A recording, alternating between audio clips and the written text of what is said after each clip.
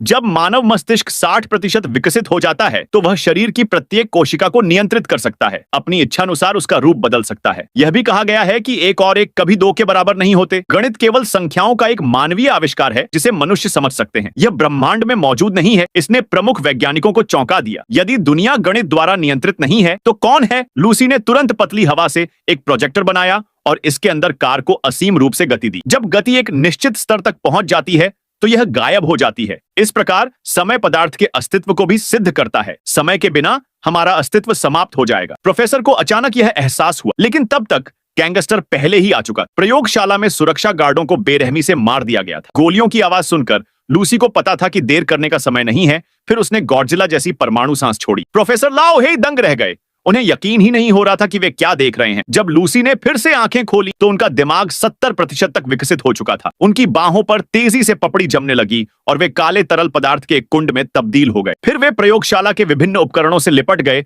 और उनकी ऊर्जा को सोखने लगे। उन्होंने अपनी सारी ऊर्जा अपने दिमाग के विकास को पूरा करने में लगा दी। जल्द ही उन्होंने प्रयोगशाला के सभी उपकरणों को सोख लिया। लूसी का दिमाग सफलतापूर्वक 80% तक विकसित हो चुका था। एक ही विचार से उन्होंने सभी को एक सफेद अंतरिक्ष स्टेशन पर खींच लिया और एक अभूतपूर्व सुपर कंप्यूटर बनाया। लूसी ने अपना सारा ज्ञान उसमें संग्रहित कर लिया, एक ऐसा क्षेत्र जो उन्होंने मानवता के लिए तैयार किया था। प्रोफेसर ब्लैक खास तौर पर चकित थे। लूसी का दिमाग आश्चर्यजनक रूप से 90% तक विकसित हो चुका था, लेकिन बाहर की लड़ाई तेज हो गई। उनके हाथ के एक चतुर प्रहार से एक रॉकेट ने प्रयोगशाला का दरवाजा खोल दिया। लूसी सीधे पेरिस पहुंच गए। फिर एक ही विचार से वे समुद्र तट पर पहुंच गए। फिर टाइम्स स्क्वायर। उन्होंने इस अनजान जगह को देखा और गहरी सांस ली। फिर उसने हाथ उठाया और समय थम गया। लक्सी ने एक पल के लिए दुनिया को चुपचाप देखा। फिर उसके बाएं हाथ के इशारे से समय आगे की ओर भागा और दाएं हाथ से पीछे की ओर। इससे लक्सी, जो कभी एक साधारण इंसान था, तुरंत रो पड़ा। उसने रुका नहीं, बल्कि समय को तेजी से पीछे की ओर घुमाया। उसके सामने तकनीक का स्तर